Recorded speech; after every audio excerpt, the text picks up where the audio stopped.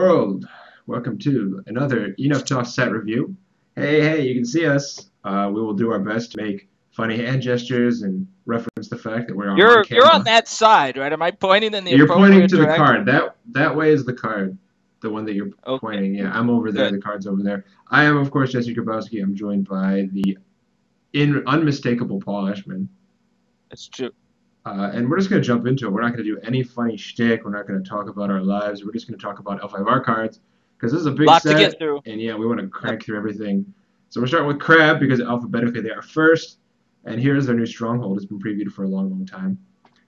Um, I think it's an interesting stronghold because it's an ability that the old stronghold wanted in its deck, and I'm not sure that in a world of 3, 4, and 5 gold cost 3 force guys, a single straighten effect is where you want to be. It's an interesting stronghold. I think it was the +1 force mechanic, and we'll talk about it a little bit in other points in 20 festivals. But we saw it on the Crab Stronghold. We saw it on Jutsushi Sensei. Now we see it on the Crane Hakuseki Sensei. It's a very uh, broadly powerful sensei. I mean, it just increases your numbers. It gives you great value, and in addition, with value is really important. But the sort of droll static nature of it, I don't think people really loved and appreciated it. And it turns out that that strategy of like try to play a bunch of guys and just gain a force bonus on all of them wasn't enough for Crab. So they wanted to give Crab something they could do. A straighten effect is very thematic. I don't know if there's a lot of bow. I mean, there isn't a lot of bow in our preliminary playtesting so far in 20 festivals, but this does let you do sort of I bow my guy to shoot you, I straight my guy sticks. So I think that eventually we will come to really be like, hey, that's a perfectly fine stronghold. Even though right now, yeah, I'm left pretty lukewarm on it. I think I'd still prefer to just have the my guys are bigger, but I'm a simple man. For sure, for sure. The one thing I do note is that this would make an awesome Philippine stronghold. I can have my It one siege does. unit, shoot with everything, and straighten the whole unit, do it all again. Um, Yep. so I mean, I think yeah, like you said, I think that this is a stronghold that will impress, but it's not the sort of stronghold that jumps off the And page at you. it's more, it's applicable for dishonor. You can borrow your courtier to do something straight in your courtier. You can do things with it with Shugenja. The other stronghold was very geared towards a very specific type of military deck, and then you were just kind of like, yeah, my stronghold doesn't do anything. So I mean, it's just cool. It's good stronghold design. Yep. All right, moving on. We start with the first, which is Ichiguchi, and this lets us jump right into this conversation about the old force bonus. This guy was sort of like Yep. a great staple in the old, let's try to put out a bunch of guys deck that never went anywhere. He's 4 force for 4 gold, cavalry. I think now that he's 3 force for 4 gold, and I mean, is he good enough anymore? Right, so we've used the word swarm, even though I don't think it's appropriate anymore because that's just what L5R is. Like L5R decks are filled with these, you see them, with Sheikah Senseis and Spider decks and all these different factions. They play this. Here's a bunch of 4 and 5 gold cost guys that have 3 to 4 force. That's what an L5R military deck looks like now. And he was one of Crab's options for that style of deck, but that didn't really work for Crab because Lion get to do it and go first, Crane get to do it and go first, Scorpion get to do it and have a cool shutdown ability, Spider get to do it and get a secondary profit flip. I This guy it's hard to say he's a bad card because he's 3 force for 4 gold and has the cavalry trait, but the cavalry trait's not really going to do you very much because there's not any other good cavalry synergies happening in Crab, and it takes a lot of cards to get him to an individual thing. He's one chi in a format where there's a lot of dueling. He's a common and he's okay, and you'll draft him a lot, but he's not very good. He's actually worse now because he lost his stronghold bonus. Yep. And a lot of these guys, it's sort of tough to know where they're gonna fall. Keywords and things are always something that I worry about early in arcs. Like, okay, he's just a samurai. He doesn't have anything special. Do I care about any of that? And the answer for now is no. But moving forward, am I supposed to? Yeah. So popping on to the next guy. This is another aftermath reprint, or was he a base set? I forget. He was Aftermath, and I'm a little bummed that they reprinted this guy along with Garobi from Aftermath because it gives Crab like this sort of it feels sort of like they're taking a mulligan on Crab and Ivory, and Crab and Ivory wasn't really that good. He's still a reserved guy with Destined, and that's still a combination of traits that I like. But again, now he's 6 gold for 3 force. He's not a samurai. He's a berserker. That doesn't mean really much of anything, but he's got flavor text about reading his scroll. That's pretty fun, I guess. Yeah, I don't know what to say about this guy, so I'll do my flavor text rant. The flavor text in this set is so on the nose, and it's really obnoxious. So like you saw here, I'll pop back to the first guy. So like, look, here's flavor text about a guy with a beard, his beard, and then we're talking about his scroll, and then like here's the next. Oh, the next guy's okay. He doesn't matter. Well, I guess I guess I'm okay with it because I have this one friend that gets really upset when the keywords don't match the art. So is it so wrong that the flavor text matches the art? No, it is because they're like they got it all backwards. Like they it's too on the nose. Like it's too not clever. Like they had the one like I am not impressed by Doors guy, and everybody thought it was so funny. And now they've decided like we'll try to repeat that success over and over again. I think it just shows a lack of creativity. These cards are supposed to tell a story, and why is the flavor text telling the same story as the picture?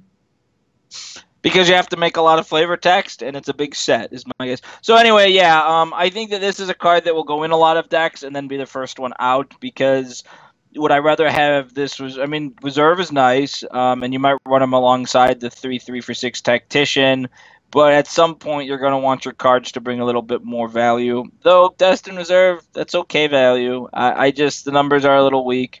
Not a bad card, but an unexciting card. He'll be in a lot of military decks. For both of these guys are filler cards. His presence in decks will entirely revolve around whether or not other cards are good enough to make the cut. Okay, so here's Hida Taisho, and this is going to be the start. Yep. Of a little rant I have about these bow to do thing abilities that are sort of force negative. Like he's a 3 force guy. Why do I want to bow him to reduce your force by 3? I think it sets up a ranged attack or something, but it's not creating any force for me.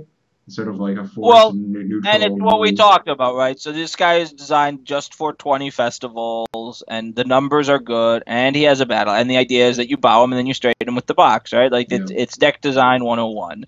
And he also works with other straighten effects, so he's perfectly fine. The idea is there will be moments where you want to reduce, you're going to do something like use his ability and run him home with planned departure to save the province, right? Like that's the sort of lineup you're looking into. Playing Earth, which will be the foundation of my Crab Enlightenment deck.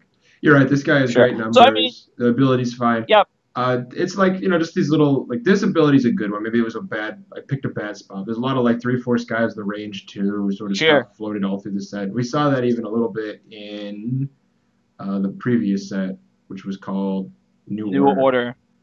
I almost said A Line in the Sand. And I don't know, I'm just not super impressed by that. I don't know what they're supposed to be doing in this depowered universe. But I don't. Well, I think that this is it is a base set. This is a base set common, and this is what a solid base set common personality looks like, right? The numbers are perfectly fine. He's playable. He's not atrociously bad, and he has just enough interesting interactions that you see him and start to think, okay, what can I do with this guy? And I think that's a good design. Check. Let's talk about Kanchi's little brother here, or Kaiji's little brother here. So. 8 gold Berserker Conquerors have been okay in the past. There was the one resilient 8 gold Berserker Conqueror from A Line in the Sand, but he was 5 force. And he was 9 gold. So I like this card because I like that we're finally trying to come up with what a baseline. Like, so all 8 gold personalities don't get to be Deodochi Tamataka. And our other good, there's the 7 gold cost Crab Berserker Ayehi that blows up followers. He bows to blow up followers, and you can straighten him now with your box.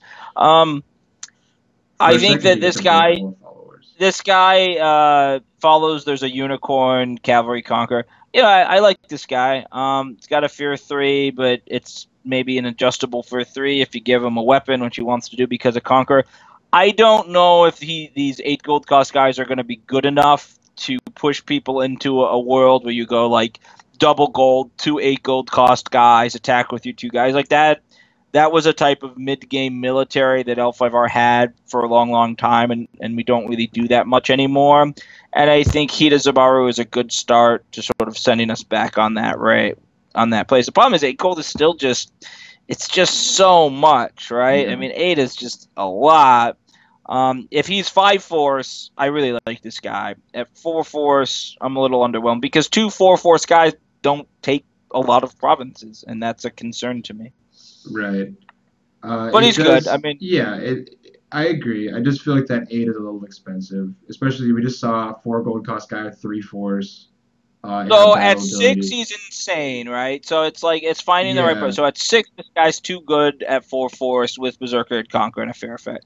So, and I think at 8, he might be a point to it. So, like, I think the sweet spot for him was 7, yeah, or a but 5 I'll kind force. of live with 8. Yeah, It's like, and maybe we get some kind of Berserker accelerant holding at some point down the line that helps the deck come together. yeah. It's just still an interesting question about what the province math is supposed to be on turn 3. Like if you buy 2 8 gold cost guys and you only have 8 fours, you still need to throw down an attachment, so now you've invested like 22 gold in your attack. Right. It's clearly something that hasn't been like the math just doesn't really ever work out, right? So you buy 2 8 gold cost guys, which is so you spend 16 gold and get 8 force.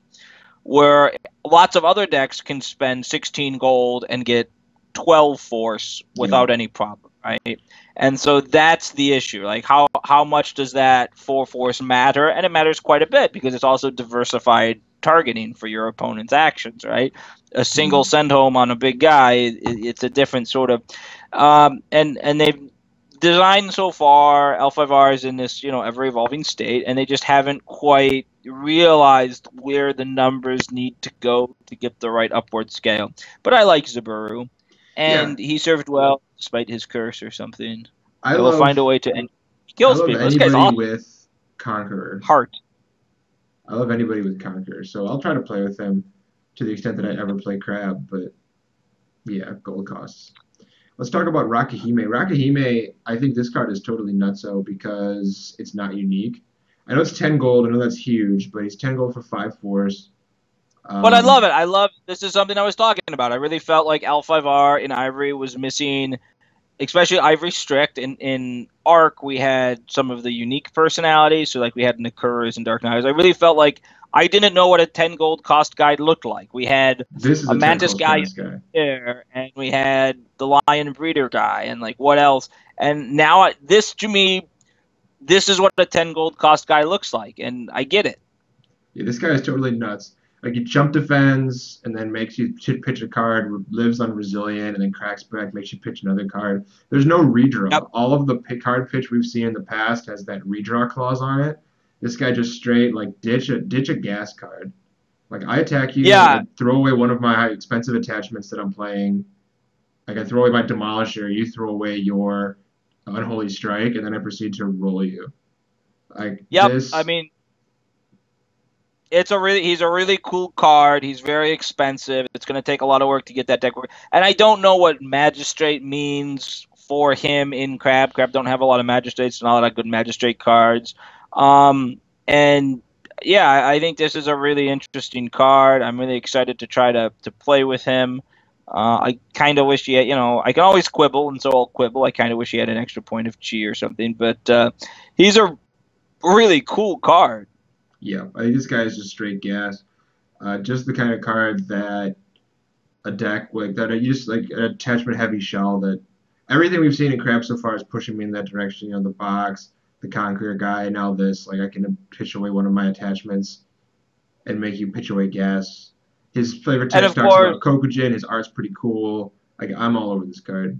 I think it might be a chick, by the way. They mentioned Shara, Hida Shara. Shara was anyway. Of course, the single most important thing that we haven't talked about yet is how good multiple Waka Himes will interact in my love letter deck. I think that needs to just be pointed out. It should be pointed out. Well, yeah. Well, we could just point out how good it will be, even with 2 of this guy on the board, like attacking, and then you have to discard two cards out of your hand. Like it can't. It really cannot be understated how huge like discard of Vital Action is. As an engage step too, right? You don't Yeah. have to waste the tempo of trying to set up battle actions. I actually was thinking about sort of copy stuff. I know we got Ninja Shapeshifter way down the line to talk about, but Oh yeah. you know, it's a really cool ability. Oh yeah. All right. Next up is Caillou Burai. I hate this guy for two reasons. I hate him because it's going to spawn a whole sub-theme of people trying to play Crab Honor. I hate it also because it reminds me of Asako Burai, the guy that lets me get a spell out of my deck, usually wasting disease, and then just start casting it away. So, just all kinds of terrible. Guys, stop playing Honor sub-themes, please. If you all start loving it. I won't say that like no one can play them. Crane, you rock on with your honor sub themes. Phoenix, yeah, you want to blow up your guy to wheels within wheels, buy him back, proclaim him, gain an honor. I can get behind that, but like, so the Crab Honor sub theme has always been this sort of like we're gonna build a wall, we're gonna defend ourselves with fortifications, and we're gonna sort of turtle our way up there. And that worked really great when you had Isoa Teruko digging out bridged pass and connecting walls, affecting every one of your provinces. Like, yeah, there was a time when that worked. But that time is long since passed. Now you're just a really, really slow honor deck, and if they never attack you, like Lion can just over-proclaim you and gain more honor in the limited phase by making ancestors for 3 gold. It's just not. It could work in a format if like the only honor deck in the whole game is Crab Honor, then maybe. And even then, this guy needs a bunch of fortifications, and I'm not. Nope. Yeah, I mean, I still hate fortifications. You're going to play in a Kotai, you're going to lose at least 3 games to, like, I buy my gold, the guy attacks you. I mean, he's going to proclaim, you're going to buy this guy, and he's going to proclaim for 4 PH, like, all the time. Oh, yeah, but that's not the point. The point is that you're playing a deck that you get, so if you're playing this guy, you're all in on fortifications. If you're all in on fortifications, you're all in on getting rolled, because your 2 gold holdings are on 1 province. That gets taken on turn 3 or 4, and then you're just dead in the water. Yep. Like, that is the reality of playing fortification gold. Don't forget it ever, anybody. Because overwhelming offense is a card. Okay, Caillou Dakahime, and this is the sort of card we were just talking about. Range 3 attack is fine. The fact that you can only do it while defending to me feels very much like the Rubbins. It's a 0-4 samurai. Would it killed you to let me just run this guy and get some range 3 attacks? Like, that would have been too much. 0-4 is 2 PH samurai. Let's just, like, throw that in, too. So right. It's for this very narrow attack. And then it's 3. Yeah, so if you're really just fixing to play Crab Honor, then you can run Dakahime and you'll play some Unholy Strikes and you'll kill some big units and you'll feel really smart. But for the most part, this is a pretty miserable card. They could have tacked on like the gain or lose, like a target player gains or loses 1 honor to like maybe make it a player in the dishonor deck as like chump defend shoot you. Sure. There's a lot of things they could have done. They could have just given her 2 force and then made a good card. Let's play that game. Like, what other card than this could be good? Like, well, I can think of a lot. This is one of those rares that, like, I'm not happy to see at any point in my life. I'm just bummed. Yep. Okay. And this is so now Kurobi. Now this is I mentioned I wasn't wild that they reprinted him, but this is a sort of card that I think can make a Crab Honor deck, right? So it's like I got 3 PH, so I fit into Honor just fine. And I got 3-4, so I can sort of go back and forth. It got cheap, whatever, makes me resilient to dueling. And that's just because he was made at a different time. But then he's got, turn any card into a Vow effect. Like, that's a fine battle ability for a defensive. So, like, this guy works for me. Like, he's a fine card. You're going to play him in some military decks. You're going to play him in some honor decks. He's going to go back and forth. He can play offense. He can play defense. Perfectly fine, fun, flexible card. And he's got the flavor of the Siege trait. So maybe that helps him summon an honor deck. Like, Caillou Gorobi to me is where you want to be as a Crab Honor card, not 0-4 samurai who makes a ranged attack that's not as good as Daiodochi Kinta. For sure. I think it's a solid ability. I'm going to come down against it, though, just because of the existence of the 10 gold magistrate. There's a lot of pressure putting on my Fate hand. I'm playing that guy in every deck. I'm playing him in defensive honor. I'm playing him in offensive attacking. I'm playing him in enlightenment. How many discard a card do something effects to him on one deck? You got Path of Wisdom, man. You're going to just be discarding those Path of Wisdoms over and over and picking them up at the end of your turn and discarding them some more. Can't stop, won't stop. Can't stop, won't stop. I'll probably even play some Shugenja and Strength of the 5th Ring to keep drawing. Let's talk about Kaiju Watsuki. More Yeah, and so fortifications, we enter the fortifications. so we enter the phase of card design where we want to have uniques because they're important story elements. You know, he's a daimyo, and we want to give him some cool splashy abilities, like say a ranged attack that can go up to be a ranged bazillion, depending on how many fortifications. Ooh la la. But man, 3 fours for 10 gold with an above starting honor requirement. You know, after you recruit a fortification from a province, that's great. I mean, there's some good stuff going on, and people will play him, but I won't because he's really I'm shaking. You expensive. can't see me shaking my head over here. Like even that Yeah, era, man. Like, say like that ability was on Oracle of the Void at 6 gold, but twice as yes. good, times infinity better. You know what I'm saying? Like even Well, even that I ability. It's think like you read the first you're not ability. appreciating the like I can make a range 6 attack in a format where nobody else gets to make range 6 attacks all the time. He's have But unholy the strength is cost, in. like so the problem is I'd rather have my cool resilient guy every day of the week. And if you're playing an honor deck, at some point you have to think about how much a thing costs you to gain honor, right? And so like Mhm. this guy fits best in fortification honor, and it's really hard to get excited about spending 10 gold and only gaining 3 honor. Like that's not a good rate. This guy, I mean, yeah, he should have had the increase his proclaim trait instead of the interrupt, or maybe in addition to the interrupt. Yeah, so I by the don't. time you buy this guy, you're so late into the game that you're getting like so I guess you buy him, it's later in the game, and so then you can like at that point you don't really want to recruit your fortifications, but it turns them into like famous bazaars. I mean, I see the strands, and he is a tactician, which helps, but even if I focus a 4, I don't get to take a province with him by himself. All right, So here's this guy. And the thing is you talk about okay, you can make a range 6 attack, you make a range bajillion attack. That's fine. I can shoot your Dark Naga ambusher off. Like I'm not. I'm just not that super jazzed about it. Even if he's killing a singular unit, at that point in the game, I'm not sure that you're going to win the game because of that. I agree. If Yeah, he's I mean now, he's underwhelming. The big unique design in 20 festivals he's does a mess. not it doesn't look like the payoff of the card is ever worth the amount of effort you have to invest in it. I'd hack off that battle action and say all your It fortifications some of gain that power range 3. I play a that lot of card. that a lot of that has to do with just how pushed attachments are in general now. Like, you can spend 3 gold and get 3 force in like 5 different ways from followers, right? Like, I mean, just you can. There's a lot of other ways to invest with your Well, golds. not only are attachments pushed, but strategies are underrepresented. So you're sort of getting Yep. double pushed into that direction. So this is a card. It has words. It's an L5R card. Let's talk about this Genja. I quite like him. His stats are just fine. 5 gold for 3 force, 4 chi. He can cat. He gets Feels like seven a force off the card. Stones of Purity. Yep.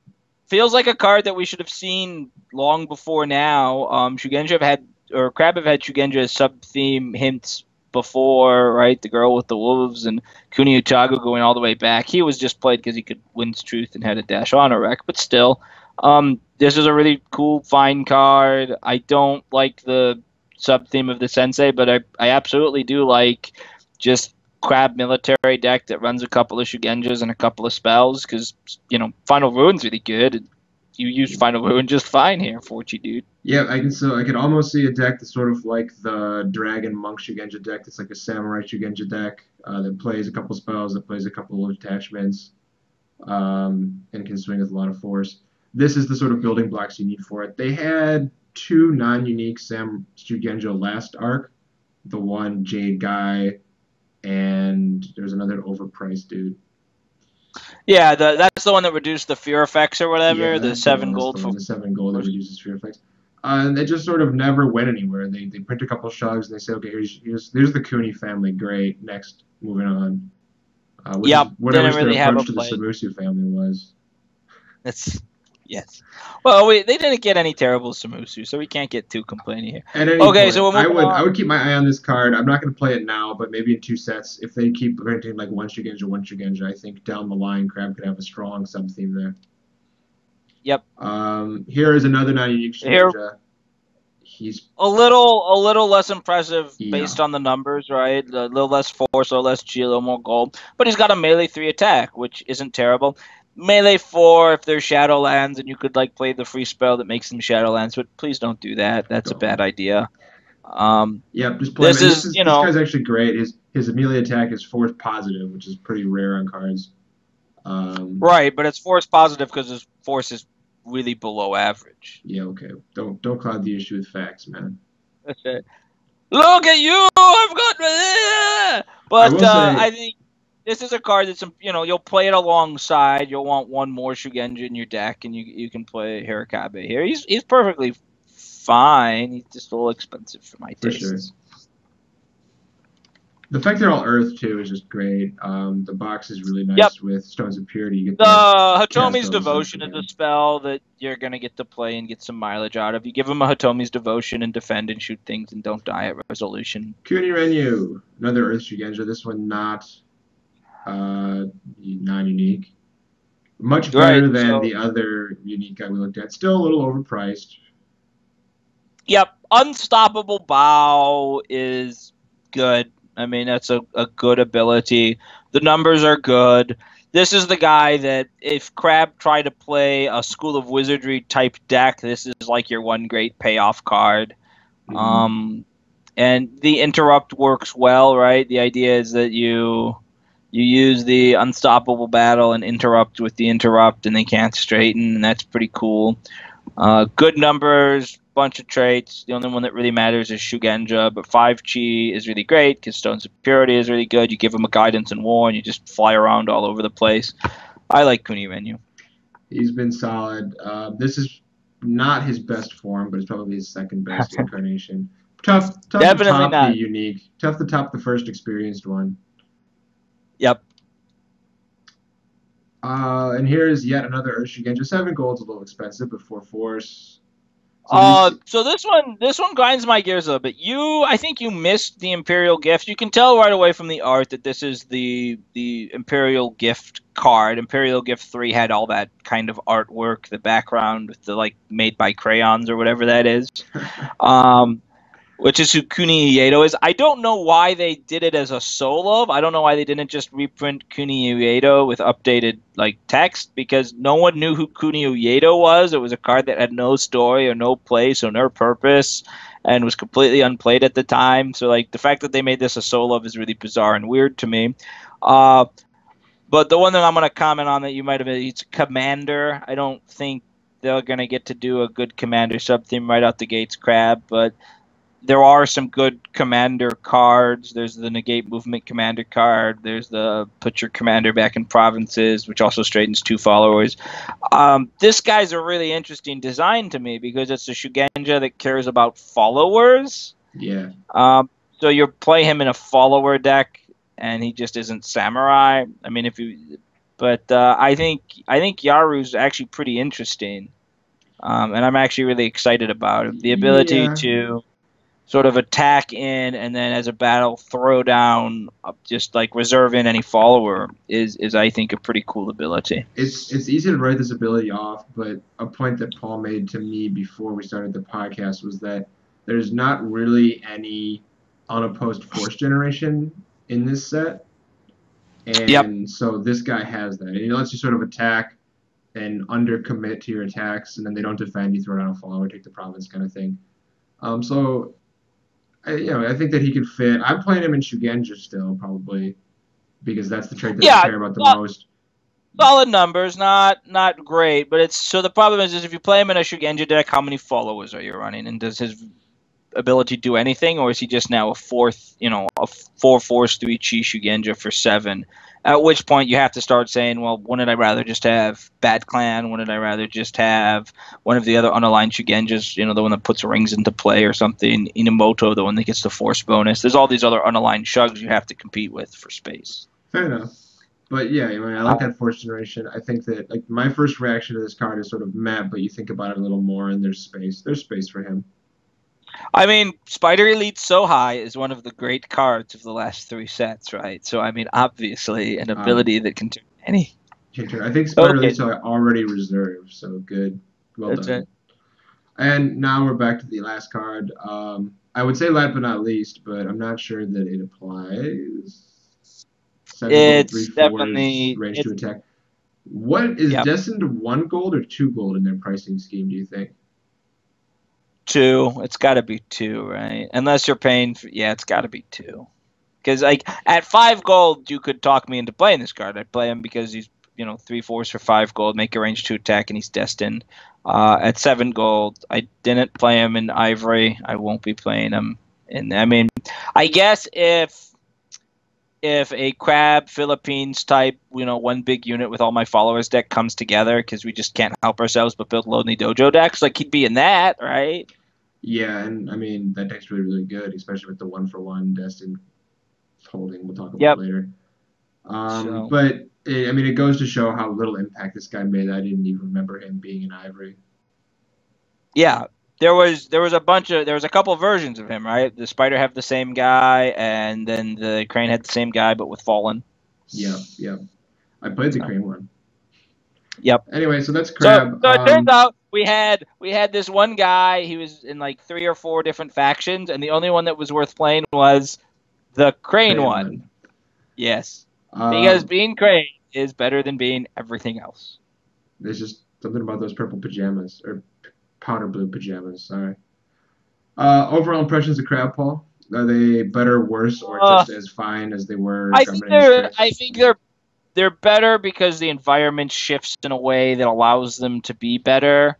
But I don't think the tools they got are all that. There's nothing really exciting there for me except for the big 10 gold cost engage guy, who I'm actually really excited about. So Hmm. maybe I'm underselling that a little bit. Um, I do think that they have more avenues to explore. I like that they didn't give me 18 more courtier dishonor people that I don't care about. Hmm. So everything is within the military wheelhouse, except for the honor guys who I hate a lot. But I think they're a step up, but they were already, but that's they were sort of in the middle of the pack to below the middle of the pack, and they're moving up a little bit, but they're not going to jump to the top. For sure.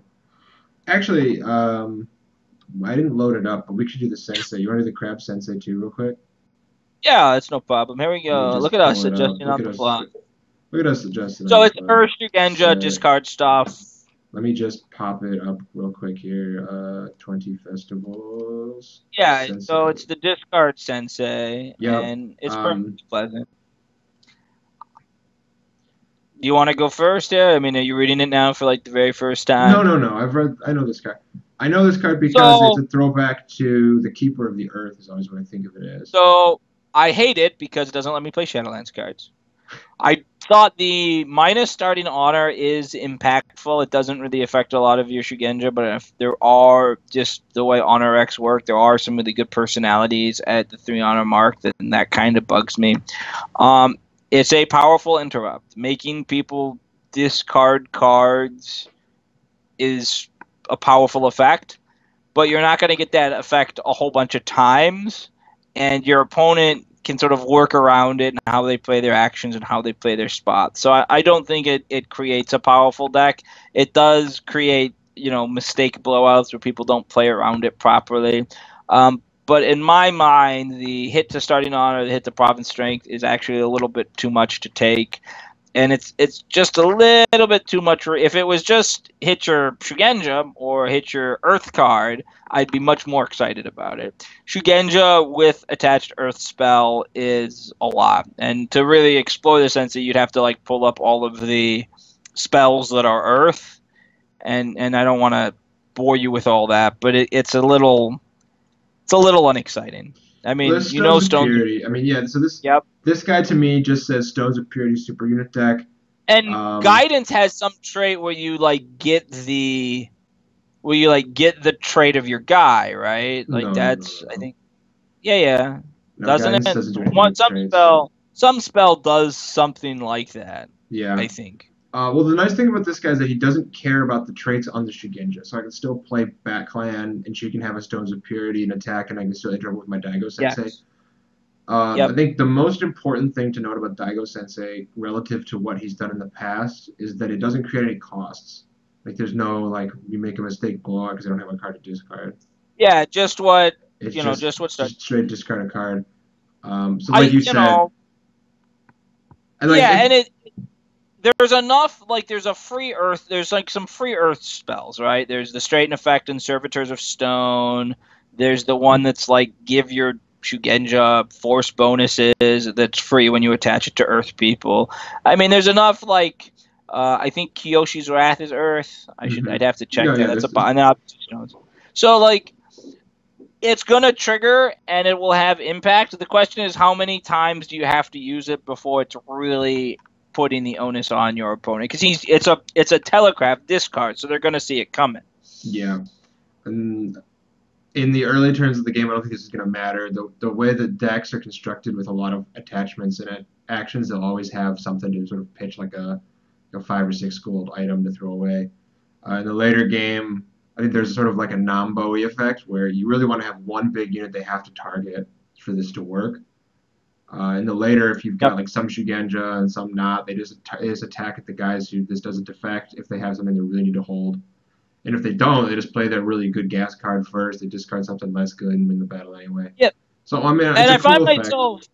I find myself talking myself into it more and more, right? Because you have things like against Honor, I could see this really just sort of causing all kinds of headaches. Where suddenly now, if they want to favor a unit, they're also discarding a card. Oh, it's certainly a good So card.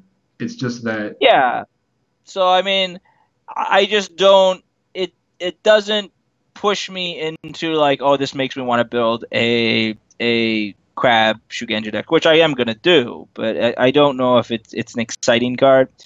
It will annoy the shit out of people, and I kind of don't like it because I think that discard effects can be very frustrating for people, and I kind of I'm happy with Elvivar not featuring a lot of I made you discard your cards. well, Krampus got that as a major sub theme between this and the guy that we love. Yep. So we'll So see where it goes. I will certainly be building the Shugenja deck major. because yeah, major. Well, major in the sense of like these are the good cards. Yep. And it's important to cut through the sort of filler 4 gold to 3 force, 3 force for 4 gold chafe, and look at what are the cards that are impactful, what are the cards that are going to move the needle. I think this is a card that can potentially move the needle. I have talked myself a little bit into it. Yep, and it doesn't, it's a sensei with a very frustrating and powerful ability that doesn't involve lowering your starting gold production. So Which means rock on, Crab. experimentation. Yeah, which means it's right for experimentation. Worst case scenario, it turns into sort of like a what was the Spider Sensei from last arc? Tetsuo Sensei. Tetsuo Sensei, where it's like it's okay, you can play it, and no one's gonna sort of hold that over you. But -1 Province Strength can be more of a hit than you think it is, unless 9 to 8, yeah. right, unless you happen to start with 9. So that's Crab. I'm a little underwhelmed, but there's also some really cool pieces there to play around with, which I think is the best you can hope for out of a base set. Don't you think? Yep, I think so too. I was like when I reviewed the Crab guys here just now. If I was brand new to the game, I'd be very happy. The only thing that sort of my only reservation was that like we had the Garobe reprint, we had the Aguchi reprint, and it's just so I felt like Crab sort of lost some avenues for exploration because they just got these reprints, and the reprints are solid and understandable, but unexciting because they're reprints from Ivory. For sure, and you could say we should have reached back further. Like I'm sure they could reach back further and find a guy they could solo from back in J8 or something with the same sort of numbers. But Yep. there's something to be said for making it easier on card acquisition. Yep. Continuity is not a terrible thing. Okay, I think that is it for Crab. That's it for Crab, guys. Hope you enjoyed it. Leave a comment, send us an email, send us a tweet, send us a, I don't know, snail mail, send us a telegraph, send us a Western Union. Facts. Send me a fax. Stay tuned. We're going to do these alphabetically. So next up will be the absolute best faction ever. Catch you next time for that. I'm Jesse. That's Paul. This has most certainly been Enough Talk. So I take it you're